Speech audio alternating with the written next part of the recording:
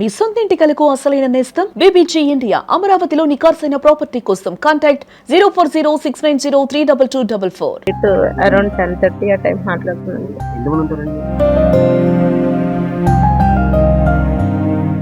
2 సంవత్సరాల క్రితం భర్తను కోల్పోయింది. నేడు కారు ప్రమాదంలో కన్న కొడుకును కోల్పోయింది. ఆ తల్లి బాధ వర్ణనాతీతం. తనకు ఎవరు ఉన్నారంటూ ఇప్పుడు ఆమె బాధపడుతున్నటువంటి తీరు తీవ్ర ఆందోళనగా మారింది. క్షణికావేశమో అతివేగమో 4 నిండు ప్రాణాలు ఇప్పుడు గాల్లో కలిసిపోయాయి. రంగారెడ్డి జిల్లా మోకిలా వద్ద జరిగినటువంటి కారు ప్రమాదంలో పూర్తిగా 4 కన్నవారి కడుపు కోతను మిగిల్చింది. సరదాగా వెళ్ళిన ప్రయాణం చివరి ప్రయాణం అవుతుందని ఆ విద్యార్థులు ఊహించలేదు. నుజ్జునుజ్జైనటువంటి కారు చెల్లా చెదురుగా పడినటువంటి మృతదేహాలు ఎక్కడ చూసినా ఆ పూర్తిగా రోడ్డంతా కూడా రక్తసిక్తమైంది. అక్కడ దృశ్యం చూస్తే రాతి గుండెైనా కరిగిపోతుంది. అలాంటిది ఒక్కగానొక్క కొడుకు మృతదేహం చూసిన తల్లి ఎంతలా తల్లడిల్లి ఉంటుందో కదా. ఎంత దారుణమైనటువంటి పరిస్థితి. ఆమె ఈ ఘటనకు సంబంధించి ఎలా స్పందిస్తుందో కూడా ఒకసారి చూద్దాం. నిఖిల్ మా అబ్బాయి ఎఫ్ఐ యూనివర్సిటీలో గ్రాడ్యుయేషన్ ఫైనల్ ఇయర్. ఇప్పుడు రాత్రి నార్మల్ గానే కాల్ చేశాను సార్, కానీ ఏంటంటే సడన్ గా ఇలా జరిగిపోయింది. తెల్లవారుజాము 4:30కి నాకు కాల్ వచ్చింది. అంతే సార్. ఎలా జరిగింది ఏంటి అని నాకు ఏమి తెలుసు. నేను నైట్ అరౌండ్ 10:30 ఆ టైం మాట్లాడుతున్నాను. నేను విజయవాడ నుంచి రీసెంట్ గా వచ్చాను సార్. ఇక్కడికి తమ్ముడు దగ్గర ఉంటున్నాను. తను హాస్టల్లో ఉంటున్నాడు. తను corona second wave sir. Night మాట్లాడారు సార్ 10:30. జనరల్ గా సార్ రోజు ఎలా మాట్లాడుకుంటాం అలాగే తెలియదు కదా సార్. వాళ్ళు బయటకు వెళ్తారని తెలీదు, ఇలా అవుతుందని ఎవరు ఎక్స్పెక్ట్. తెల్లవారుజామున 4:30 కాల్ వచ్చింది సార్ నాకు. ఎవరో పోలీస్ డిపార్ట్మెంట్ నుంచి వచ్చారు. ఎవరు పార్టీ ఏం లేదు సార్. నార్మల్ గా జనరల్ గా ఒక ఫ్రెండ్ లో కలుసుకున్నారు. తర్వాత వేరే ఫ్రెండ్ ని వాళ్ళు చనిపోయిన 4 నిఖిల్ కూడా ఒకడు. చదువుకొని ప్రయోజకుడు అవుతాడని, తన కష్టాలన్నీ తీరుస్తాడని ఆశపడ్డటువంటి కొడుకు విగత జీవిగా మారాడు. నిఖిల్ తల్లి పేరు భాగ్యలక్ష్మి. పేరులో భాగ్యం ఉంది, కానీ ఆమె జీవితంలో మాత్రం దురదృష్టమే మిగిలిపోయింది. కొన్నేళ్ల క్రితం కరోనా మహమ్మారి వచ్చినప్పుడు తన భర్తను కోల్పోయింది. అయినా ధైర్యంగా ఉంది. నాకు నా కొడుకున్నాడు, నా కొడుకు ధైర్యంగా నన్ను చూసుకుంటాడని చెప్పేసి ఆ కొడుకు భవిష్యత్తుతోటే, తన కలలతోటే ఆ యొక్క జీవితాన్ని కొనసాగిస్తూ వస్తుంది. ఒంటరైనటువంటి భాగ్యలక్ష్మి తన కొడుకే సర్వస్వం అంటూ భావించి తన జీవితాన్ని ముందుకు తీసుకువెళ్తుంది. భర్త పోయి కొడుకు ఉన్నాడనే ఆశతో బతికింది, కానీ తన ఆశలు ఆశయాలు అన్నీ కూడా తనపైనే పెట్టుకుంది. కానీ ఇప్పుడు ఆ ఆశలు కూడా అడియాశలైపోయాయి. దేవుడా నాకెందుకీ శిక్ష? అప్పుడు భర్త, ఇప్పుడు కొడుకుని తీసుకుపోయావు, నేనెవరి కోసం బ్రతకాలి అనే ఆమె ప్రశ్నలకు సమాధానం చెప్పే శక్తి ఎవరికీ లేదు. ఒక పక్క భర్త లేని లోటు, మరో పక్క ఎదుగొచ్చిన కొడుకు లేని శూన్యం. ఆ తల్లి గుండె ఎంత బరువు మోస్తుందో కదా. ఊహిస్తేనే భయంకరంగా మారినటువంటి ఈ సన్నివేశాన్ని ఇప్పుడు ఆ తల్లి మోస్తుంది. సాయంత్రం మాట్లాడాడు, నైట్ కాల్ మాట్లాడాడు. ఎంతో ఉత్సాహంగా రెగ్యులర్ గా మాదిరిగానే, రోజు మాట్లాడుకున్న మాదిరిగానే తల్లి కొడుకులు మాట్లాడుకున్నారు. కానీ ఆ తల్లికి తెలీదు, వీరు బయటికి వెళ్తున్నారు, కారులో ప్రయాణం చేస్తున్నారు, ఆ కారులో మృత్యువు వెంటాడుతుందని చెప్పేసి ఊహించలేదు. గాఢ నిద్రలో ఉన్న సమయంలో 4 గంటలకు యముడు పాశం గనక కాలింగ్ బెల్ కొట్టినట్టుగా ఒక ఫోన్ వచ్చింది. ఆ ఫోనే ఆ కొడుకు మృత్యువు వార్తను మోసుకువచ్చింది.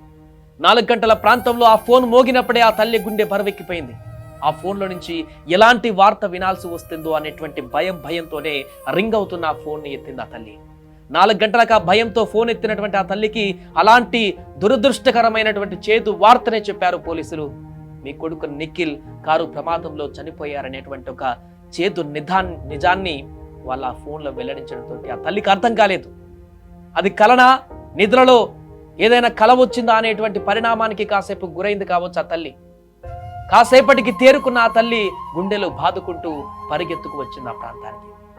ముఖ్యంగా యంగ్స్టర్స్ బైక్ మీదనో కార్లోనో ఇలా వెళ్తున్నప్పుడు, ఆ ఎక్సలేటర్ రైజ్ చేస్తున్నప్పుడు ఒక్కసారి మీరు ఆలోచించుకోండి, మీ ఇంటిని గుర్తు తెచ్చుకోండి. మీరింటికి రావడం ఆలస్యమైతే గేటు వైపు ఆశగా చూసే మీ నాన్న కళ్ళు గుర్తు తెచ్చుకోండి. మీ అమ్మ ఆవేదనను గుర్తు తెచ్చుకోండి. మీరు ఫోన్ లిఫ్ట్ చేయకపోతే కంగారు పడిపోయే మీ అమ్మ మనసును గుర్తు తెచ్చుకోండి. అతి వేగానికి నిఖిల్ లాంటి ఎంతో మంది యువకులు గాల్లో కలిసిపోతుంటే మిగిలేది మాత్రం వారి తల్లిదండ్రుల కన్నీళ్లు, రోదనలు. దయచేసి నెమ్మదిగా వెళ్ళండి, ప్రాణాలతో వెళ్ళండి. ఎందుకంటే మీరు మీ తల్లిదండ్రులకు ప్రపంచం, ఆ ప్రపంచాన్ని చీకటి చేయకండి. మీరు లేని జీవితాన్ని వారు ఎంత నరకంగా భావిస్తారో, మరణం కంటే దారుణమైనటువంటి జీవితాన్ని అది తీసుకువెళ్తుందనేటువంటి విషయాన్ని మీరు మర్చిపోతున్నారు. ప్రమాదం ఇలా జరిగింది ఏంటనేది ఇంకా తెలియదు, కానీ అక్కడ కారు ప్రమాద దృశ్యాలు చూస్తుంటే ఒక భయంకరమైనటువంటి ప్రమాదం. కారు పూర్తిగా నుజ్జు అయిపోయింది. ఎంత స్పీడ్లో వెళ్తే, ఎంత స్పీడ్లో వెళ్ళి కంట్రోల్ తప్పితే ఆ కారు చెట్టు గుర్తుకొని అంత తునాతునకలయ్యేటువంటి పరిస్థితి ఉంటుంది అని ఊహిస్తేనే మనకు ఒక అంచనా వ్యక్తమవుతుంది. హెవీ స్పీడ్తో ఉన్నారేమో అని. ఏదైనా కూడా ప్రాణాలు పోయాయి. నలుగురు, ఒకరు కాదు, ఇద్దరు కాదు, నలుగురు యువకులు, ఎంతో భవిష్యత్తున్న యువకులు, బీబీఏ మంచి చదువులు చదువుకుంటున్నటువంటి యువకులు, రేపటి రోజున ఉన్నత శిఖరాలు అధిరోహించి వారి కుటుంబానికే కాదు ఈ సమాజానికి కూడా ఒక మంచి పేరు సంపాదించి పెట్టేటువంటి అవకాశం ఉండేనేమో. అలాంటి యువకులు ఈరోజు తమ నిండు ప్రాణాలను బలి తీసుకున్నారు. వారికి వారి జీవితాలని బలి తీసుకోవడమే కాదు, వారి కుటుంబాన్ని కూడా ఇప్పుడు చిన్నాభిన్నం చేశారు. వారి తల్లిదండ్రుల ఆర్తనాదాలు, వారి కుటుంబంలో ఉన్నటువంటి మిగతా వారి రోదనలు వింటుంటే ఎవరైనా వాహనంలో బయటికి వెళ్తే ఇక నుంచి అయినా వారి యొక్క ఆవేదనను చూసైనా కేర్ఫుల్గా డ్రైవింగ్ చేయడం, జాగ్రత్తగా వెళ్ళడం, అవసరమైతే అనవసర ప్రయాణాలను రద్దు చేసుకోవడం. ఒక పూట స్నేహితుల ఇంటికి వెళ్ళకపోతే వచ్చిన నష్టం ఏంటి? తల్లిదండ్రుల బాధన రోదనల కంటే మించినటువంటి సంతోషమా కావాల్సింది? ఏం జరిగింది, ఎందుకు వెళ్ళారు, ఇలా ప్రాణాలు పోతాయనేటువంటి విషయం వారికి కూడా తెలియదు. కానీ ఏం జరిగింది ఫలితం? ఆ తల్లికి దిక్కేవారు. భర్త లేడు, ఉన్న కొడుకు పోయాడు. ఇప్పుడు ఆ తల్లి ఎక్కడ ఉండాలి, ఎలా ఉండాలి, ఎవరి కోసం ఉండాలి అనేటువంటి ఆలోచన తన మెదలను చుట్టేసి తను రోజు పడేటువంటి నరక యాతనను ఎవరు తీరుస్తారు? ఇలాంటి ప్రమాదాలు వారు చనిపోయి వారి జీవితాన్ని పులి స్టాప్ పెట్టుకోవడమే కాదు, వారి కుటుంబాన్ని పూర్తిగా అంధకారంలోకి తీసుకువెళ్ళేటువంటి పరిణామాలకు దారితీస్తాయి.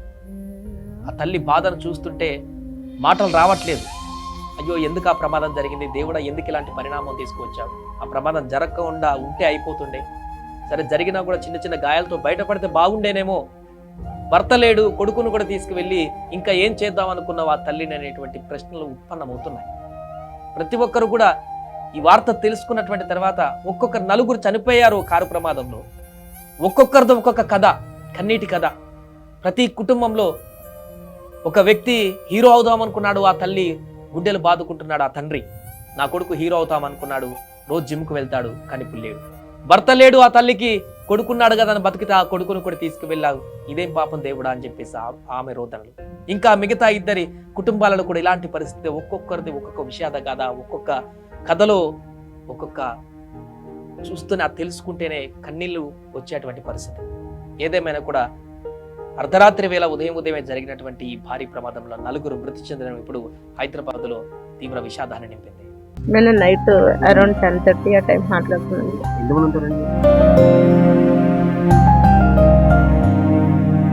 తను కరోనా సెకండ్ వేవ్.